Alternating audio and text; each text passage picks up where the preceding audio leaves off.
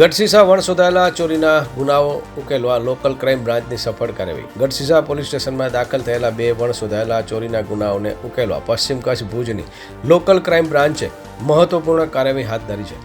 Police ટીમે મફતનગર, કૃષ્ણનગર અને કોટડી મહાદેવપુરીના રહેવાસી ચંદુ ઇસ્માઇલ કોલી ઉંમર વર્ષ 22, ચિંતન ઉર્ફે ચિટ્ટુ ઠાકરસિંહ ઓડિયાણા ઉંમર વર્ષ 27 અને રાજેશ ઇસ્માઇલ કોલીસ ઉંમર વર્ષ 32 ભોજાઈ ડેડિયા રોડ ઉપરથી ઝડપી પાડ્યો છે. તપાસમાં તેને ભોજાઈ અને આસપાસના વિસ્તારમાં ચોરી કરેલી પવનચક્કી, nut bolt, moped, motorcycle, battery અને ડ્રીપ પાઇપ લાયસન્સની ચોરી કરવાનું કબૂલ કરી પોલીસે જપ્ત કરેલા મુદ્દામાલની કિંમત ₹35,000, જેમાં 40 કિલોગ્રામ નટ બોલ્ટ, 6 બેટરી અને 1 મોબાઈલ ફોન તમામ આરોપીઓને BNSS કલમ 35(1)E હેઠળ અટકાયત કરી આગળની કાયદેસરની કાર્યવાહી હાથ ધરી છે. સ્ટોરી બાય કિરણ ગોરી, ભુજ મા ન્યૂઝ.